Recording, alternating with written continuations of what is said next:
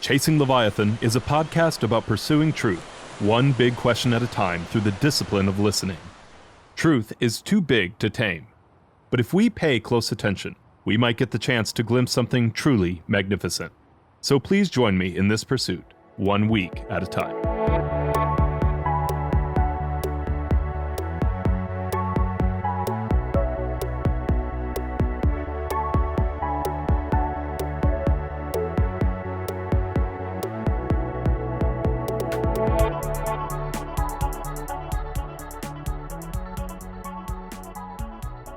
I brought Dr. Bajalan onto Chasing Leviathan to help me better understand the modern Kurdish political situation. But it became clear as we talked, and this is what I love about podcasts, that I first had to understand what nationalism is before I could understand the historical context for the modern Kurdish political situation. And so what we decided to do is to take what ended up being a much longer interview and turn it into 2 episodes. One focused on what is a very distinct discussion about what is nationalism, and another on the modern Kurdish political situation, and specifically the historical context that led into the creation of the modern Kurdish political situation. So I hope you'll take the time to listen to both and enjoy them. Thank you. Dr. Bajalan, wonderful to have you on the show. Can you tell us a little bit how you got interested in this area of Kurdish history and just why it's so important for today? Well, obviously, I am of partial Kurdish background. My father is from Iraqi Kurdistan, and he moved to the United Kingdom in the 1970s. My mother is British. So I was born and brought up in the UK, and I've always been interested in history. And of course, people become interested in their identities and their, where they come from, as they're trying to find their place in the world. And one of the things I've, found interesting was, exploring Kurdish society and history, and sort of my interest in history plus my, connection to the Kurdish community kind of led me into the direction of studying Kurdish history and, looking at the development of Kurdish identity and politics over over the last 100 and 150 years, because of course the Kurdish identity and the Kurdish question more broadly is a question that is a controversial question in a way that, for example, people groups that have nation states is less so, because, we live in a world of nation states, and people often allied the concept of, citizenship and nationality and ethnic background and all those kind of things together. And so because of the, problematic nature of the Kurdish identity within the broader Middle East, what it means to be Kurdish, what, the political implications are of that, how people have interpreted that identity in different historical periods and different political context. That's, a very interesting subject in and of itself, but more broader, on a broader level, it is an interesting way to look at the question of national identity and how that shapes our worldviews today, and what nationalism is as this ideology, which on one level seems very obvious to people, but when you drill down on it, it becomes extremely complicated and ever shifting, ever moving, and having, different meanings to different people and different influences on, political discourse. It's one of those social constructs that people are so easily blind to, because it just kind of forms the way things are, and rather than being the things that are formed, if that makes sense. Exactly. I mean, in popular discourse, for example, we often, think of nationalism, especially in liberal countries in the West, as A, something negative, and B, something that, good liberals don't do. But, a lot of nationalism and the way people's identities are formed is in a very banal way. There's a concept called banal nationalism where, your national identity isn't necessarily formed by the hot moments of political conflict, but just day-to-day routine things like, you go to a swimming class and you get a certificate from the British Swimming Association, or you get a certificate from the American Swimming Association. Or for example, you live in Seattle, but you're more familiar with the politics of New York City than of Vancouver, which is much closer to you, because of the way that your media habits are formed by living within the confines of a nation state with a particular media market and a particular conception of what is and what is not part of your community.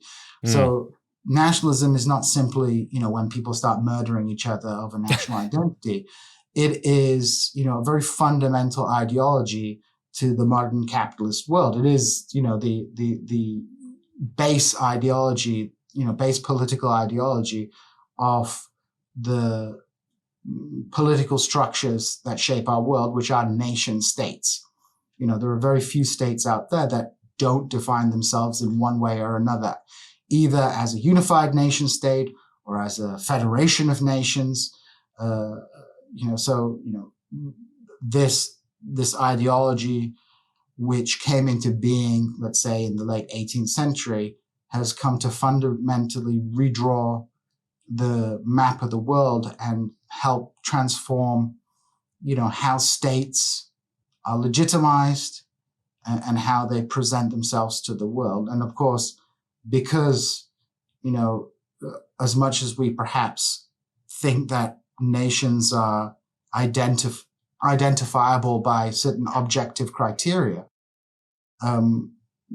the inherent cultural diversity of humanity in the pre-modern era means that, nations are not self-evident. They have to be constructed. And that process of construction, we use the term nation building, but that process of construction is one that never really finishes because it's always being built and redefined in different eras. Think of the United States and how Americanness was defined, historically.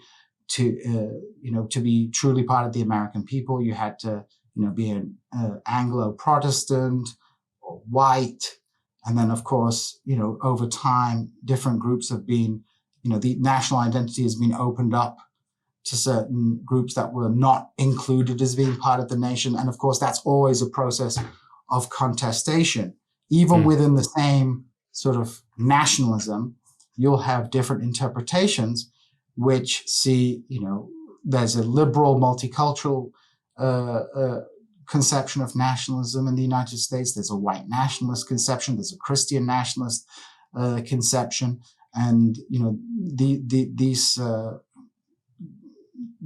these conceptions of just what it is to be an American are always in a state of contestation. So nationalism is not just a conflict between different groups, different states, different peoples, but also a contestation within any particular nation as to who is and who is not in this, people or demos that is so important to, the legitimacy of the bourgeois democratic state.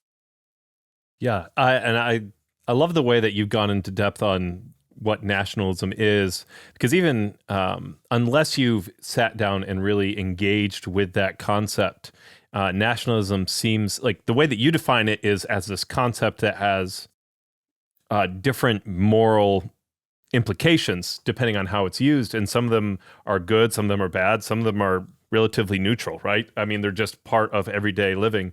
Whereas in common discourse, nationalism seems to be a word more defined by its connotations than by its actual definition, right? Like literally, it works in my head that I could be talking to someone, they're like, oh, I'm not nationalist, but I'm patriotic, which of course is, which when you really get down, you're like, wait a second. But, some of that is the way that the people who most proudly push being nationalist, right? That becomes that kind of label rather than what does it mean to like be of a nation, right? So thank you. That's really helpful to kind of solidify that. And I would probably also add, within academia, there are different ways of talking about nationalism which, because we use the same terminology, can mean different things. So, although it's certainly to a certain degree arbitrary, when writing on nationalism, I tend to talk about nationalism, and this is not the only way you can talk about it. There are other legitimate ways, so long as you define what you're talking about. I tend to talk about nationalism as being the idea, this comes from the theoretician Ernest Gellner, that I'm paraphrasing, but that the cultural and political unit should be coercive. And of course, that can mean different things to different people, because what is culture, right? So in a broad sense, it's the idea that we live in a world of nations, and each nation has the right to self-determination, which the ultimate expression of is a nation state. And the reason I make that distinction is because I think it's helpful in the context of the work I do to discuss that with regards to other forms of, let's say, nationality-based politics. So you can have a people who regard themselves as being a nation, but do not necessarily see the idea of a nation state as being a solution to the question. So I talk about nationalism as a kind of political pathway that a group that sees itself as a nationality can take, but there are other ways. For example, the idea that you could live in a multinational federation, and this seems somewhat contradictory, but you believe yourself to be part of a kind of organic nation, but see yourself also as being loyal to a political nation. So you could be in a country like India, where many different communities have all the apparent objective criteria of a nation. They have a language, or they have like a common history, a common political history, they have a common identity. But there's a compromise between that conception of their nationality and then their membership of a broader national political nation. And that may sound contradictory, but it speaks to the fact that nationalism is always has within it kind of contradictory aspects to it, and people are always struggling to work out how their identity fits in. So you'll have some people who will have a notion of nationality that is very organic and based on culture and objective criteria, and then you'll have other people who will advocate what sometimes is called civic nationalism, which is a kind of rebranding of this old idea that there was good Western nationalism that was based on politics and bourgeois modernity and citizenship, and then this bad like Eastern nationalism, which was based on race and ethnicity and things like that. And the distinction between those this like civic nationalism and what we might call an ethnic nationalism or a religious nationalism is to a certain degree an artificial distinction, but there's always this contestation where even in America, you'll have people who are like, I'm American, that's my identity, I'm American. But then you'll have people who will have a hyphenated identity, with like an Italian American, which is, well, I'm Italian, which is a nationality within certain contexts, but I'm also an American. So they make some kind of compromise, because people often do have multiple identities and can lay claim to multiple identities, which could be within the right context conceived of as a separate national identity. So there's always this kind of contestation taking place. So, the nationality is conceived of as a kind, there's always this tension between like the objective criteria of being a nation, like, well, you're an Italian, you come from an Italian background, you speak Italian, but you're a citizen of the United States. So you could say, well, I'm just a citizen of the United States. That's nothing to do with my like internal nationality. You could say, I'm a citizen of the United States, so the fact that I'm of Italian origin is irrelevant. Or you could try and compromise in your mind between those two different identities, which both could be in the right context national identity. And people do within the process of their lives, if you look, for example, in the 19th century, constantly reconceive of identities in different ways, in different contexts, if that makes sense. Yeah, and to give a concrete example,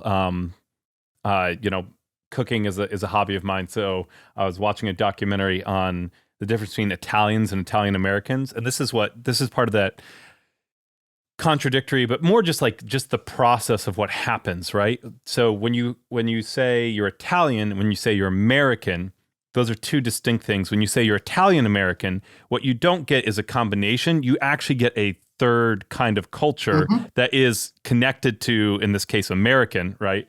So an example of this, I watched a documentary on the food and the way that when people immigrated to America from Italy, they had more access to meat. So there's nothing, like if you talk to an American, there's nothing more Italian than spaghetti and meatballs, but that's not an Italian dish. Right. In fact, any spaghetti and meatballs that exist in Italy have come back because tourists were asking when they went to Italy, right? And but if you talk to Italian Americans, like, this is our dish, right? That was something that was created as being like, it was this marriage of the two that became its own thing. And that's, cooking and food is, something I think we can all relate to, but it happens with other things too. It happens with language. It happens with religion and culture. You see what you create is something distinct. So what you're saying, I think I track with. And what, from my definition of nationalism, which I get, again, I say is one particular one, is that what is primary in understanding, what nation you regard yourself as primarily being a part of is the political. And right. That means that, in a very concrete way with Italian Americans, it's like when World War II happened, are you going to fight for Italy or are you going to fight for the United States? Which country, which state, which movement, if it's a separatist movement, do you have loyalty to? So we have this. So like I said, obviously we can talk about nationalism in different ways, but because my work focuses on that political aspect, I argue that, when we're talking about what nationalism someone is acting politically towards is, what are they prizing as their primary political identity operating in the world. So, again, we can talk about nationality and culture and cultural hybrids and, and also the creation of distinct, constituency groups like Italian Americans that have a certain kind of identity. But, when the push comes to shove, which identity are you going to prioritize as being the primary political identity, even if you do try and maintain some kind of compromise between that and another identity, if that makes sense. So again, that's just one way of looking at it. But I think that's a useful way in that we can distinguish, let's say, we can distinguish between nationalism and other forms of nationality-based politics. Yes. A good example in America is the Black American identity. When we talk about Black Americans or African Americans, we're talking about a specific group that could, in some ways, be, interpreted as one's national identity. And that was the goal of Black separatism. Black separatism, argued that there is a Black nation, there is a Black people, and that Black people should have a right to national self-determination in the form of a state, right? But obviously there was an alternative to that, which was the idea that Black Americans are a distinct community. Even they could be conceived of as a distinct nation, but they should be seen as part, the political strategy should be for integration into a kind of cosmopolitan American nationalism that has space for both the Black identity and, an American identity. So the Black identity, nationalism becomes a strategy of like, you realize you're a group. Okay, so what is the implication of being part of that group? Is it that you are going to become a nation with a state and push for that? Or are you going to become part of, are you going to totally assimilate? And then there's all these places within, you could say, well, let's have a federation. Let's have integration, but our own separate civil society, or, completely say like, no, we should like not privilege this Black identity and only operate as Americans, as individuals, Americans, and part of the American demos. Yeah, and this is fascinating because when I talked to Dr. Pamela Crosley about Chinese history, she made a very similar point. And I'm to make sure I'm tracking with you, but I think this is a good example of what you're talking about. Her work was primarily, and I'm going to get the names wrong. The emperor took one ethnic group and made them administrators around his entire country, and he forced them to write in the language, and they had to write grammatically correct according to a set standard that they created across the whole thing. Because of course, when you send people out, they create dialects, and so in order to receive the emperor's help for anything, you had to send in a letter to request. And if there were any grammatical mistakes, the emperor himself would take red ink, mark it wrong, and send it back, which could take like months. And so everyone had to learn this perfect form of, I believe it was Mandarin at the time. And so what ended up happening was, over time, it created cohesion of identity. And I think that's like your point of like the political ends up becoming more important, because when push comes to shove, as you mentioned earlier, like in times of war, in times of stress, we tend to default to these political units. A good example, you mentioned India having several identities within it. Italy used to be the same way and has become more and more cohesive over time, as each time it's been called to be Italy itself, people have assumed that identity more. Because it's easier to point to a standardized, codified identity than it is in times of stress to rely on something more local and organic. Is that tracking with you? I mean, yeah, you have, the way I would put it is like, you have to split it into two periods. So there is the period of nationalism, and that is a period of the last 200 years. And that obviously tracks with the rise of capitalism, the rise of the bureaucratic state, and the requirements that needs. So in the pre-modern era, obviously imperial states, for example, imposed cultures. China is a good example. But the Ottoman Empire, again, you could talk about like an Ottoman identity as well.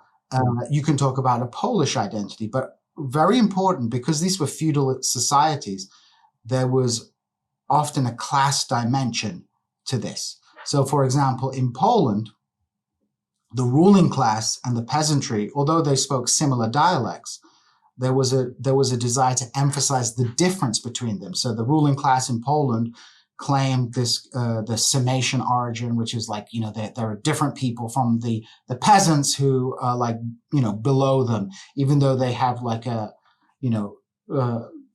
dialects were not really different from one another.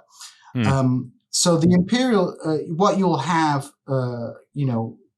coming into the modern period is, various local identities, various imperial identities, sectarian and religious identities, right?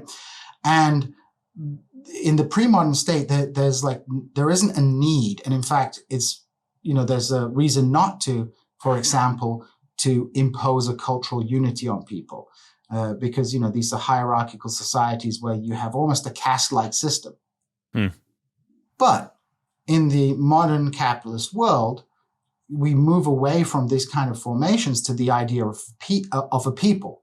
And the question comes down to, and the people become key in legitimizing a state.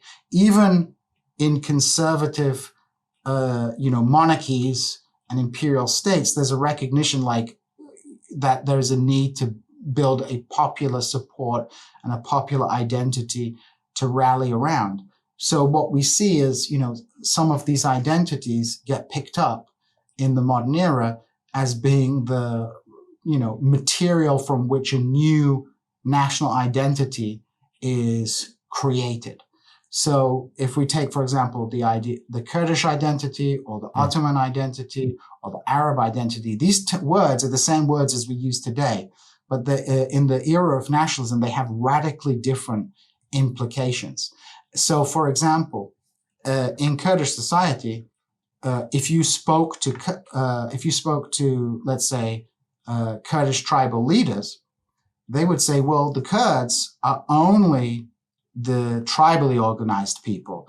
The Muslim peasantry that isn't part of a tribe and which they rule over, and that is Muslim, that speaks the same dialect, they would say, no, they're not proper Kurds. They're a different race of people, and we're above them, we're superior, right? Again, the Ottoman identity would be, a ruling class identity used to distinguish a group from the lower down and hoi polloi masses of people. In China, the Han Chinese identity, I would assume, was a kind of caste ruling class imperial identity that was above, the various different people groups and communities that were below them. But of course, what happens when you have to create a people? Well, you have, nation building projects operating in different ways. And so you have often states trying to impose, what had been an imperial identity and almost a class-based identity as a kind of new national identity. And sometimes in reaction to that, some of the more localized identities would develop either a kind of hybridity with that imperial identity or would respond to it. Because think about the modern state. The modern state brings up a whole host of questions that had not previously been important. Like, for example, when you build a school, what language is that school going to be? Right. As the state tries to administer people more, what language are those administrators going to speak? Mm-hmm. So there's all these kind of questions that come up. So, like if we look at public education in America, the function of public education initially, although today we always think of public education as being preparing people for jobs, the function of public education in the 19th century was to build a unified national identity where people would have like a loyalty to a state, to a culture. Like you gave the example of Italy. There are obviously historical precedents to an Italian identity, but that identity had to be physically constructed by the Italian state. And there could have been alternative projects. Let's say Piedmont Sardinia had only united the north of Italy. We could have had an Italian identity that is the north of Italy, and then we could have had a Sicilian identity that was its own national identity rather than being reduced to a regional kind of identity. If we look at the permutations of Scotland, when the Act of Union happened, the Scots, many Scots were at the vanguard of creating a British identity, even going so far as to call Scotland North Britain. But, as Britain has declined, that Scottish identity from being a kind of sub-identity or a constituent identity of a British kind of broader British political identity has emerged with a very strong kind of nationalist connotation. So that's what I mean. Like it's always like it's always shifting depending on the prevailing political conditions. Yes, absolutely. And I want to make sure we do talk about Kurdish history a little bit, but this is just fascinating to me. The one, language is never neutral, right? I mean, you mentioned Scotland, but you were talking about there's the hybridizing response, and then there's a response of resistance, and that's what we've seen in Ireland, right? And one of the biggest issues is what is taught in schools. Like, it is an act of patriotism. It's a nationalist. I don't know if that necessarily fits the definition that you generally work with, but for Irish people to speak Irish, right? To speak that language. Yeah, well, so another way you can perhaps think about nationalism, an alternative way, which kind of overlaps with the way I talk about it, is the way that John Hutchinson has talked about cultural nationalism and political nationalism. And so political nationalism focuses on this nation state and the desire to build a state, whereas the cultural nationalists focus more on a kind of organic approach where you can nation build without, outside of the state. And Ireland is actually a good example because although language symbolically is important, the primary element of identity around which Irish nationalism formed was not language, but religion. Was Catholicism. And the hostility of the British state towards Catholicism, along with the kind of colonial relationships that Britain had with Ireland, created this context where, if you look at the early Irish movement, many of them sought like equality within Britain, but moved towards like a separatist type of politics. The historian Eric Hobsbawm makes like a very good statement, which is, it's not nations that build, it's not nations that build states and nationalism. It's nationalisms and states that build nations. That makes sense. And he perhaps forgot to add, and sometimes with the policies they pursue, they end up building the wrong nation. They end up unifying groups that were previously quite dispersed into a kind of alternative national identity that seeks its own independent statehood. And I think that, and forgive me for taking so long on this, but I think this is just super helpful and has been really, it's helped clarify a lot of things for me.